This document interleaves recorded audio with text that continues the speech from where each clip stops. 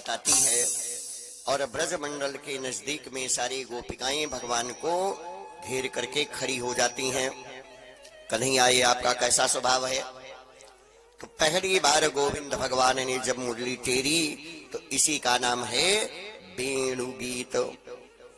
मुरली की धुन है, केवल स्वर बजाते हैं, संगीत की लहरा देते हैं कि मोहन के मुरलिया बाजे रे, मोहन की मुरलिया बाजे रे, तान सुन के मोरनी नाची रे। मोहन की मुरलिया बाजे रे, तान सुन के मोरनी नाचे रे। मोहन की मुरलिया बाजे रे, तान सुन के मोरनी नाची रे।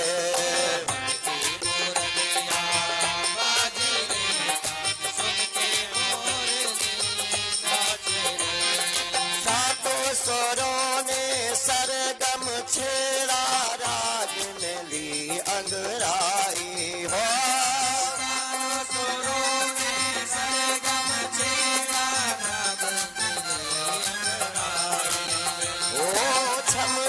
छम छम नूपुर बाजे, ताल में ताल मिलाई।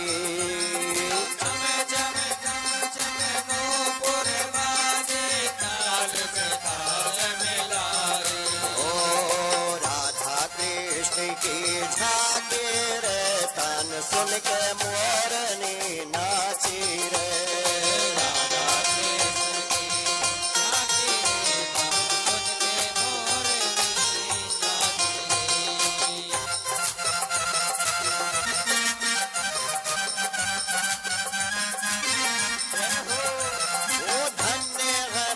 के गोपी वाला धन्य है वो ब्रजवासी।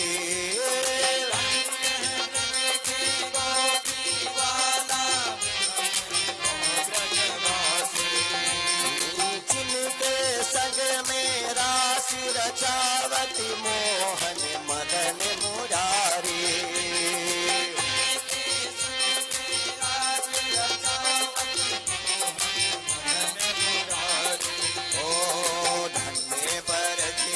माँ तेरे तान सुन के मोरनी नाची रे। धन्य ब्रज माँ तेरे तान सुन के मोरनी नाची रे। हरि बोल।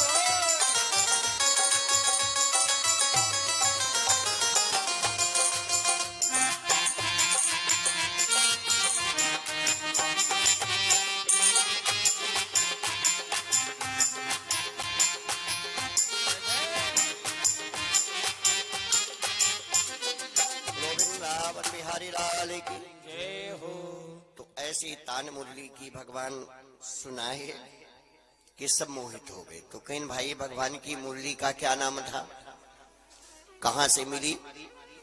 ते भागवत की छेपक की कथा है। जैसे रामायण में कहीं कहीं पर छेपक की कथा मिलती है, उसे भागवत में नीचे दिया गया कि मुरली का स्वरूप जो है वो शंकर भगवान का है। वैसे एक किंवदंती कथा है कि कभी काशी नगरी में एक ब्राह्मण रहते थे जो भागवत की कथा कहने में बड़े प्रवीण थे और बच्चों को शिक्षा भी देते थे। तो जैसे किसी भी आर्टिस्ट लाइफ कला ही जीवन है, लेकिन हर व्यक्ति के पास में 3 ऋण है। माता का ऋण, पिता का ऋण और गुरु का ऋण। चलिए माँ की सेवा की, माँ संतुष्ट है, उनकी सेवा से हमें मुक्ति मिल गई। पिता का कर्ज है कि उनके कार्यभार को हम अगर 2 गुना नहीं कर सकते हैं तो पिता के बनाई हुए संपदा को बेचने का अधिकार किसी पुत्र को नहीं है। ये तो अपने बल का, अपने विवेक का जो प्रयोग करते हैं ये गलत करते हैं। पिता की संपदा को हमेशा दूना बढ़ाना चाहिए, तो पिता खुश होंगे। और गुरु का ऋण है कि जो भी शिक्षा हमको मिली है, चाहे वो अध्यात्म की शिक्षा हो, चाहे वो भागवत की शिक्षा हो, चाहे किसी भी सब्जेक्ट का नॉलेज हो, उस ज्ञान को हम उत्तरोत्तर आगे बढ़ाएं, तभी हम गुरु के ऋण से मुक्त होंगे। भाई कहीं से हमको भी मिला, हम अगर पाए हैं तो उसको हृदय में छुपा के न रखिए, हमारे तक ही सीमित रहे, उसको आगे बिखेर दीजिए, फैला दीजिए, जिसको जो मिलना है वो मिल जाए। तो जब अगली पीढ़ी काम करने लगेगी तो LIC एजेंट की तरह जो भी किस्त को जमा करेगा तो उसमें आपको 2% रिबेट मिलता रहेगा, पुण्य आपका बढ़ता रहेगा। तो श्री कृष्ण भगवान की कृपा से एक हरिजन जात के व्यक्ति अपने मन में विचार बनाए कि मैं भी भागवत पढ़ लूं, तो हम अपनी समाज में कथा कहना शुरू करें। लेकिन ग्रामीण स्तर के पंडितों ने उनको भागवत का ज्ञान नहीं दिया, तो चले गए काशी और कहीं बाबा हम भागवत पढ़े चाहिए था, तो कहीं बेटा ठीक है आप रहिए, हैं कौन आप, अपना परिचय तो दीजिए। तीनों ने अपने सरनेम को छुपा लिया और बोले कि मैं ब्राह्मण का लड़का हूं। तो 12 साल की पढ़ाई है भागवत, 12 वर्षाणी, ऐसी नहीं कि एक दिन में कथा आ जाएगी, 12 साल की पढ़ाई है। 3 साल प्रथमा, 2 साल पूर्व मध्यमा, 2 साल उत्तर मध्यमा, 7 साल हो गए। और 3 साल में बैचलर ऑफ आर्ट या बैचलर ऑफ साइंस, स्नातक और शास्त्री बराबर है, तो 7 3 10 और 2 साल में परास्नातक, जिसे MA कहते हैं, आचार्य कहते हैं। 12 साल तक पढ़े और खूब मन लगा करके पढ़े, बढ़िया नंबर से पास हुए। तो पंडित जी सोचने लगे कि मेरे पास में पुत्र धन नहीं है, मेरे पास बेटी है। आज भी समाज में यह सोचने का विषय है कि किसी के पास बेटा है, किसी के पास बेटी है, किसी के पास दोनों हैं, किसी के पास दोनों नहीं। तो ध्यान दीजिए, संत का कहना है कि अगर पुत्र हैं ज्यादा तो हम संसार में कर्जा लेने के लिए आए हैं, और अगर बेटी ज्यादा है तो अपने प्रारब्ध के कर्जा को हम अदा करने के लिए आए हैं। ये मान लीजिए बैंक में 2 ही आदमी की भीड़ होती है, डेबिट और क्रेडिट, या तो कोई जमा करने जाता है या पैसा निकालने जाता है। तो इस मृतलोक के भूतल पर हम जितने भी मानव पैदा हुए हैं, या तो हम लेने के लिए पैदा हुए हैं और या तो हम पूर्व जन्म के कर्जा को अदा करने के लिए आए हैं। जिसका जो है वो अदा करेंगे। कर्तृत्व जब तक है तब तक मानव की शरीर है, और जिस दिन हमारे कर्म पूर्ण हो जाएंगे, हम चाहे जिस अवस्था में होंगे वहीं भगवान चिर निद्रा में सुला देंगे। विराम, आगे रास्ता नहीं है। तो पंडित जी सोचे कि मेरे पास एक बेटी है और मैंने इनको अपना शिष्य रूप बनाया है, तो मेरा चेला बहुत बढ़िया है, प्रवीण है, चलिए हम शादी कर देते हैं। बोले बेटा आपकी शादी भी कर देंगे। विवाह कर दिए, दहेज दे दिए, घर का मालिक बना दिए। अब ये 2-4 साल रहे तो एक दिन अपने मन में विचार की कि मैं अपने घर चला जाऊं, देखूं घर पे क्या हो रहा है। तो ये बोले अपनी पत्नी से कि हम घर जाना चाहते हैं। तो ब्राह्मण की कन्या बोली अगर आप घर जा रहे हैं तो मैं भी आपके साथ घर चलूंगी, देखती हूं कि हमारे सासू माता कैसी हैं, हमारे ससुर कैसे हैं, या हमारे देवर जेठ कैसे हैं, ग्राम सभा के लोग कैसे हैं, मैं भी चल करके अपना घर द्वार देख लूं। कि सास ससुरो दर्शन हित नाथा, हमहु चलब प्राण पति साथा।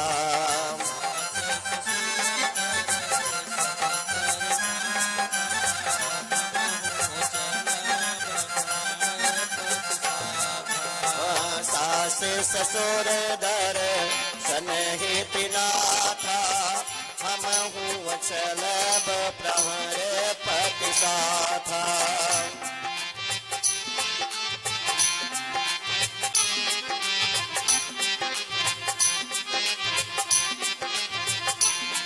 तो मैं भी आपके साथ चलूंगी।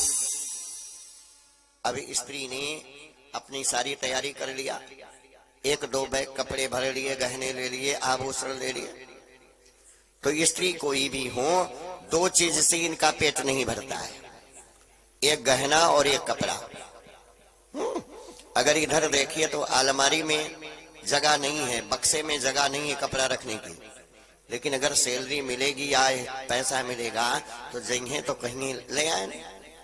और जब सो जावा तो थैली में से एक एक नोट रोज मुंह से किनाए खाए रहेंगे, कहियो 500, कहियो 1000, कहियो 200 निकाले रहेंगे। और नैहरे से जब लौट के तो कहेंगे रिंकू पापा देखा आपकी हमारे भौजी हमारी ताई बनवाए दी बड़का गाना।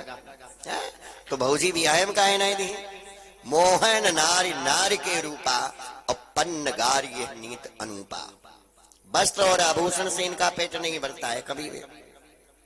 अब दुई अटैची कपड़ा गहना लेके चली।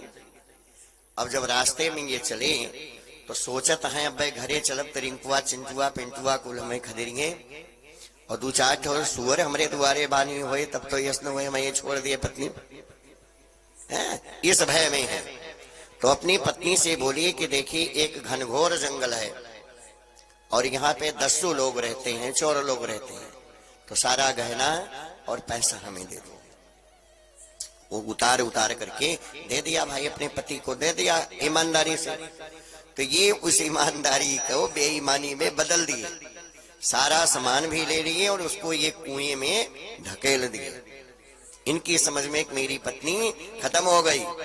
और घर पहुंचे, जब ये घर पहुंचे तो आपन लेके कहीं भैया बहुत कमाए के आया। घर वालों ने खूब स्वागत किया और ये 2 महीना बिता दिया, अपनी पत्नी की कोई खबर नहीं लिए। और उस कुएं की जो दशा है कि जिस कुएं में कोई गिर जाता है तो चिड़िया हमारे जो हैं वो सहयोगी हैं, जहां बच्चे खेलते हैं वो ची ची ची ची ची ची ची ची करके चिल्लाना शुरू कर दिया। और गांव के 4-6 लोग दौड़ करके जब गए देखे तो कुएं में महिला गिरी है, भाई विवाहित है तो महिला में गिनती हो गई। तो गांव वालों ने निकाला और गांव वालों ने पूछा आपका नाम क्या है, किसकी पत्नी हो, कहाँ घर है। तो कहेंगे मेरी मजबूरी है कि अभी अपने ससुराल हमने देखा नहीं और पति का नाम मैं ले नहीं सकती हूँ, तो मैं फलाने पंडित की बेटी हूँ, काशी में हमारा घर है।